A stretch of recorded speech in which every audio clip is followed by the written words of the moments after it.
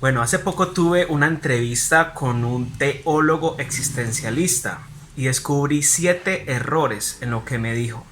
Así que aquí les quiero dejar algunos detalles y algunas reacciones sobre estos 7 errores. El primero. Es estudiar la Biblia y entenderla no meramente desde el concepto histórico, sino existencial, de nuestro presente, de nuestra vivencia.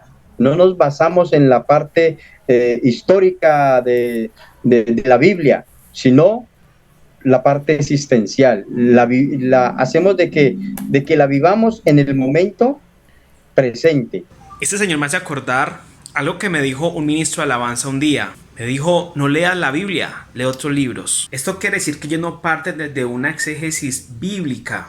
Empiezan a hacer una exégesis con otro tipo de ideas, con otro tipo de posturas o de posiciones. Qué peligroso es empezar a hacer una exégesis de esta manera. El segundo. Creemos de que tiene errores y entonces por eso no es la base principal de nuestra teología. Sabemos de que la Biblia fue escrita por más de 40 hombres. Y este señor dice que tiene errores. Conocemos que no vivieron en la misma época, pero guiados por el Espíritu Santo pudieron escribir una palabra perfecta e infalible. Ellos dicen que tiene errores porque lo escribieron hombres, lo escribieron seres humanos, o porque simplemente la Biblia es un libro como cualquier otro libro, que fue escrita por un hombre. Pero este no es un argumento válido para sacar la Biblia de nuestra exégesis. Porque aunque la Biblia fue escrita por hombres, allí gobernaba la providencia divina, allí gobernaba la soberanía de Dios. En segunda carta a Timoteo capítulo 3 versículo 16 dice que toda la Biblia es inspirada por Dios y útil para enseñar, para corregir, para redarguir y para instruir en justicia, a fin de que el hombre de Dios sea perfecto y cabal, preparado para toda buena obra. El tercero. Yo no formulo doctrinas, yo formulo ideas. Este señor no formula doctrina, formula ideas.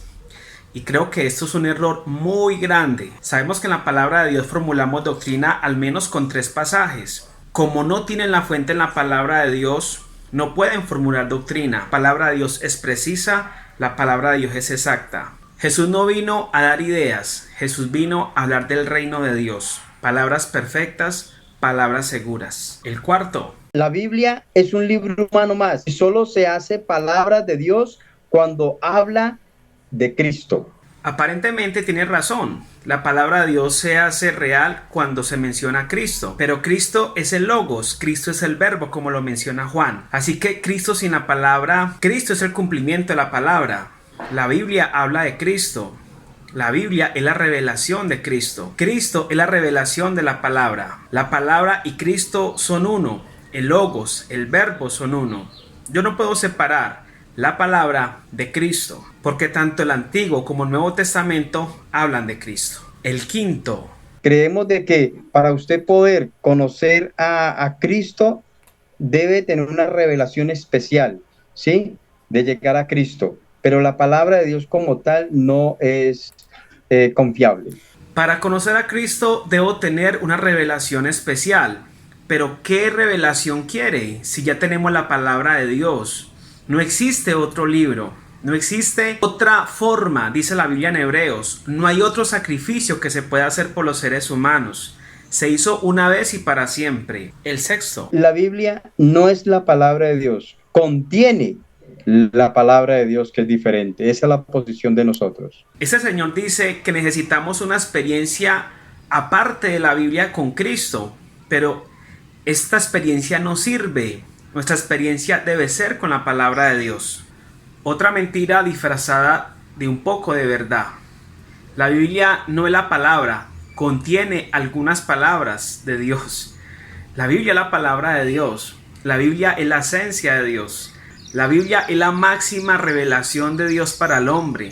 No necesitamos ni una coma ni un punto más. La Biblia es suficiente para que el hombre conozca a Dios. No es que la Biblia tenga solo una parte de Dios, lo tiene todo de Dios. Lo que Dios quería que el hombre conociera de él, ahí está.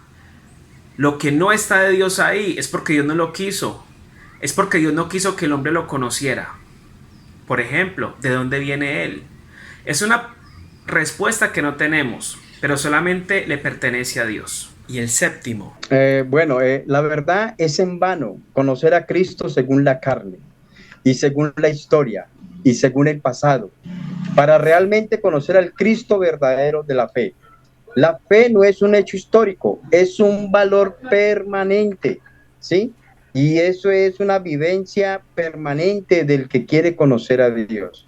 Ese señor dice que no hay que conocer a Cristo según la carne, pero es que si Cristo no viene en carne, entonces no se puede cumplir la máxima promesa de redención de Dios para el hombre. Es incoherente estudiar a Cristo desde el Espíritu nomás. Es imposible que haya salvación solamente conociendo a Cristo desde el Espíritu o solamente con su posición en el cielo. Es importante, fue indispensable que Él se encarnara como hombre, para que como hombre sufriera, para que como hombre cargara con nuestros pecados, para que como hombre nos comprendiera. Conocer a Jesús no es una experiencia, es una relación, pero es una relación que yo tengo a partir de que yo conozco su obra redentora en la cruz del Calvario, que fue una gran realidad, que fue una gran verdad y no fue un mito, como a continuación lo vamos a ver.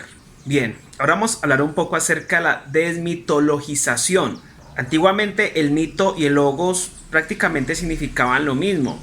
Podía ser una narración real, una narración ficticia. Pero con el tiempo algunos filósofos empezaron a hacer la diferencia, ya que logos, que significa palabra, hablaba solamente de aquellas cosas reales, mientras que el mito hablaba de aquellas cosas que eran ficticias. Esta palabra mito influenció mucho a los defensores de la teología existencialista, entre ellos a Bullmann, uno de los grandes defensores y promotores del método teológico existencialista. Este hombre empezó a argumentar que algunas narraciones de la Biblia, como la muerte de Cristo, la resurrección, algunos eventos sobrenaturales, los milagros, las figuras apocalípticas en Ezequiel, en Apocalipsis, los ángeles y los demonios, no hacían sino parte de un mito en la Biblia, o sea que no existió, que fue algo inventado para tratar de hablar de Dios. Pasajes como estos llevan a Bullmann